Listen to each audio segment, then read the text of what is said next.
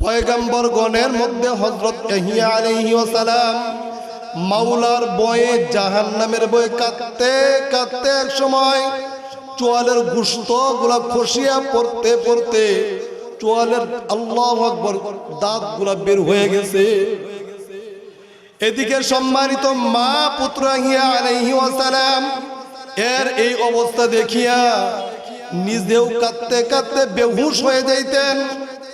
আর একটি মাত্র সন্তান নিরুপায় হয়ে মা পুত্র ইয়াহইয়া আলাইহিস সালাম এর কখন কোন অবস্থা হয় তার প্রয়োজনীয় ব্যবস্থা গ্রহণ করা তার মায়ের নৈমিত্তিক কর্তব্য হয়ে দাঁড়াইতো। বলুন সুবহানাল্লাহ। ইয়াহইয়া আলাইহিস সালামের মাওলার ভয়, জাহান্নামের ভয় দিলের মধ্যে জাগতেই কান্না শুরু হয়ে যাইত। কান্নার সাথে অশ্রু প্রবাহিত হইতো। আহারে, চোখের মধ্যে এরকম চোয়ালের গায়ের মধ্যে কাপড়ে পট্টি লাগায় রাখতো। ওই কাপড়ে পট্টি ভিজে যাইত। কাপড়ে পট্টি গুলি সরাইয়া দিয়া মা আবার নতুন কাপড়ে পট্টি লাগাই দিতেন। এরকম ভাবে দৈনিক কয়েকবার কাপড়ে পট্টি লাগানো লাগতো। বলুন না আল্লাহু আকবার।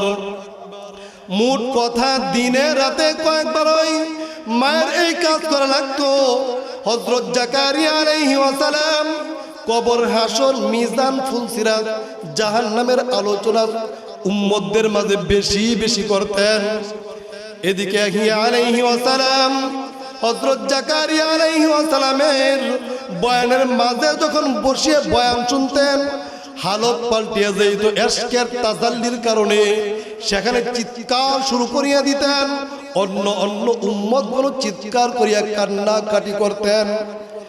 এদিকে হযরত জাকারিয়া আলাইহিস সালাম মাহফিলের মাঝে বসে বয়ান শুরু করিয়া দিলেন।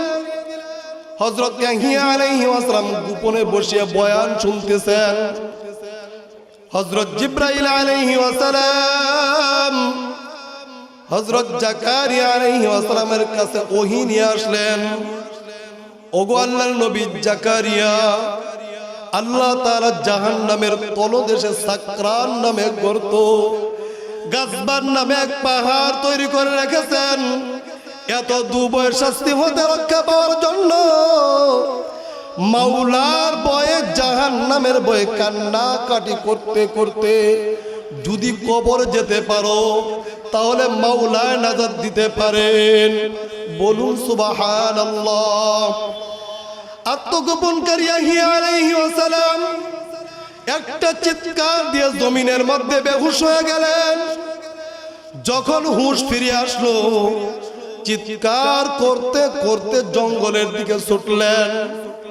আহারে, এদিকে হযরত জাকারিয়া আলাইহিস সালাম বয়ান করতেছেন। বয়ানের তাজাল্লিতে, ইশকের মোহাব্বতে সমস্ত শ্রোতারাই চিৎকার করতে করতে ইয়াহইয়া আলাইহিস সালামের পিছনে পিছনে ছুটলেন। বলুন না সুবহানাল্লাহ। হযরত জাকারিয়া আলাইহিস সালাম সেখানে বয়ান করতে করতে বেহুশ হইয়া জমিনের মধ্যে পড়ে আছে। হযরত ইয়াহইয়া আলাইহিস সালাম জঙ্গলে চলে গেলেন। মা পুত্র ইয়াহইয়া আলাইহিস সালামের এই অবস্থা দেখিয়া নিজেও কাঁদতে কাঁদতে বেহুশ হয়ে গেলেন। উম্মতগণ যখন হযরত আল্লাহু আকবার ইয়াহইয়া আলাইহিস সালামকে না পেয়ে আবার ফিরে আসলেন, আসিয়া যখন দেখেন হযরত জাকারিয়া আলাইহিস সালাম বেহুশ অবস্থায় জমিনের মধ্যে পড়ে আছে, সমস্ত উম্মতগণ তার সেবায় যত্নবান হলেন। এদেরকে দেখে মা জিজ্ঞাসা করলেন, বাবারা, আমার ইয়াহইয়া আলাইহিস সালামের খবর কি? তোমরা তো চলে আসলে, আমার ছেলের অবস্থা কি? আমার ছেলে কোথায়? বিস্তারিত বৃত্তান্ত শুনে মা পুত্র ইয়াহইয়া আলাইহিস সালামকে খুঁজতে খুঁজতে জঙ্গলের দিকে চলে গেলেন। আল্লাহু আকবার। ইয়াহইয়া আলাইহিস সালামকে না পেয়ে মা 3 দিন 3 রাত পর্যন্ত খুঁজতে খুঁজতে ব্যাকুল হয়ে গেলেন। যখন আবার আল্লাহু আকবার জঙ্গল থেকে ফিরে আসতেছেন, হঠাৎ এক রাখালকে পেয়ে তাকেও জিজ্ঞাসা করলেন, বাবা আমার পুত্র ইয়াহিয়া আলাইহিস সালামকে দেখছো? আরে রাখাল বলল, মা আপনার সন্তান ইয়াহিয়া আলাইহিস সালামকে গত দিন বিকালে এই টাইমে আমি দেখছি সে পাহাড়ের দিকে যাচ্ছে আর চিৎকার করে করতে বলতেছে, ওগো আমার মাবুদ, ওগো আমার মাওলা, ও আমার সাকরান গর্তের মালিক, আমাকে সাকরান গর্ত থেকে জাহান্নামের আযাব থেকে নাজাত দান করো। ওহে গাজবান পাহাড়ের সৃষ্টিকর্তা, ওই গাজবান পাহাড়ের আযাব গজব থেকে আমাকে নাজাত দান করো। এই কথা বলতে বলতে পাহাড়ে ওই পারে গেছে, চলে গেছে। মা পুত্র ইয়াহিয়া আলাইহিস সালামকে খুঁজতে খুঁজতে পাহাড়ের ওই পারে যেয়ে দেখে এক গর্তের মধ্যে পড়ে চিৎকার করিয়া করিয়া কান্নাকাটি করতেছে। মা পুত্র ইয়াহিয়া আলাইহিস সালামের গলা জড়ায়া ধরিয়া কাঁদতে লাগলেন আর বুঝায় শোনায় বাড়িতে নিয়ে আসতে সক্ষম হলেন। আল্লাহু আকবার। বাড়িতে নিয়ে আসিয়া মা পুত্রর সামনে কিছু রুটি গোশত রেখে বারা ক্লান্ত কণ্ঠে মুহাব্বতের সুরে মা বললেন, বাবা ইয়াহিয়া কিছু খেয়ে নিয়ে একটু ঘুমাও, জীবনটাকে একটু শান্ত করো। আহারে ইয়াহিয়া আলাইহিস সালাম আবারও কাঁদতে লাগলেন। কিছু সময় পর মা পুত্র ইয়াহিয়া আলাইহিস সালাম কিছু খেয়ে নিয়ে ঘুমিয়ে পড়লেন। খুব পরে জিবরাইল আলাইহিস সালাম এসে ইয়াহিয়া আলাইহিস সালামকে জাগ্রত করে জিজ্ঞাসা করলেন, বললেন, ওগো আল্লাহর নবী ইয়াহিয়া, আল্লাহ পাক আপনাকে শান্ত হইতে বলেছেন, আপনি আর কান্নাকাটি করবেন না। আল্লাহ পাক আমার কাছে জানায়া দিয়েছেন আপনার জন্য জান্নাত নির্ধারণ করে রেখেছেন। এই সুসংবাদ আপনাকে দেওয়ার জন্য আসছি। বলুন সুবহানাল্লাহ।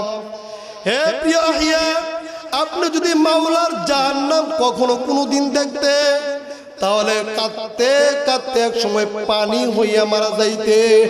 হে প্রিয় ইয়াহিয়া, আপনি যদি মাওলার জান্নাত কোনো সময় দেখতে, জান্নাতের খুশবুতে, জান্নাতের মুহাব্বতে, জান্নাত কামনা করতে করতে মৃত্যুবরণ করতে। বলুন সুবহানাল্লাহ। ইয়াহিয়া আলাইহিস সালাম জান্নাতের কথাগুলা শুনি, জান্নাতের কথা শুনিয়া খুশিতে লাফিয়ে উঠলেন। আবার জাহান্নামের কথা শুনিয়া চিৎকার করিয়া কাঁদতে কাঁদতে জঙ্গলের দিকে চলে গেলেন। এরপর তার মা আর কোনদিন ইয়াহিয়া আলাইহিস সালামকে পান নাই। প্রিয় বন্ধুগণ, নবীদের যদি এই অবস্থা হয়, তাহলে আপনার আমার কি অবস্থা হওয়া উচিত? বলুন না আল্লাহু আকবার। আল্লাহু আকবার। লা তা'মাল আবসারু ওয়ালাকিন তা'মাল কুলুবুল্লাতী ফিস সুদূর। বস্তুত চক্ষু তো অন্ধ হয় না, কিন্তু বক্ষস্থিত চক্ষুই অন্ধ হয়। দুনিয়ার মধ্যে কতগুলো মানুষ এমন আছে তাদের শরীরের চক্ষু অন্ধ হয় না, বক্ষের মধ্যে কলবের মধ্যে যে দুইটা চক্ষু আছে, ওই দুইটা চক্ষুই কিন্তু গুনাহ করতে করতে অন্ধ হয়ে যায়। বাবারা কথা ঠিক কিনা? গুনাহ করতে করতে আমাদের কলবের চক্ষু অন্ধ বানায় ফেলাইছি।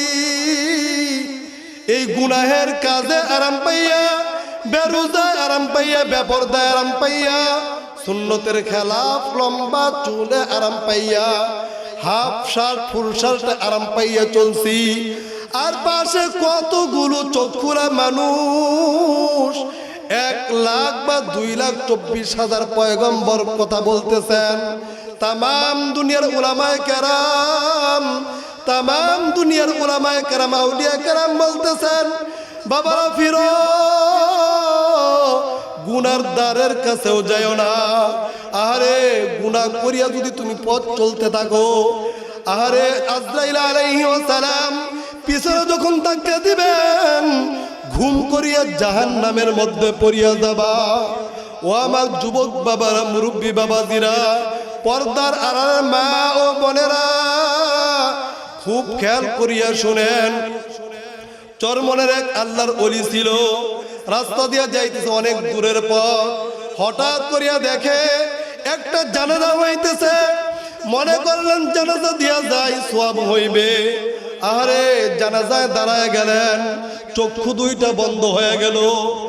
কলবের চক্ষু দুইটা মাওলা খুলিয়া দিলেন।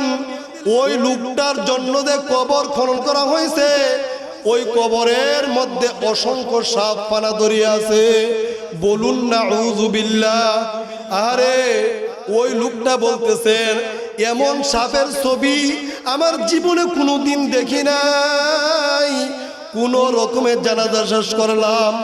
জানাজা শেষ করার পর বাবারা লোকদেরকে জিজ্ঞাসা করলাম, এই লোকটির নামাজ পড়তো কিনা? একজন বলে, বাবা এই লোকটি জীবনে কোনোদিন নামাজ পড়তে দেখি নাই।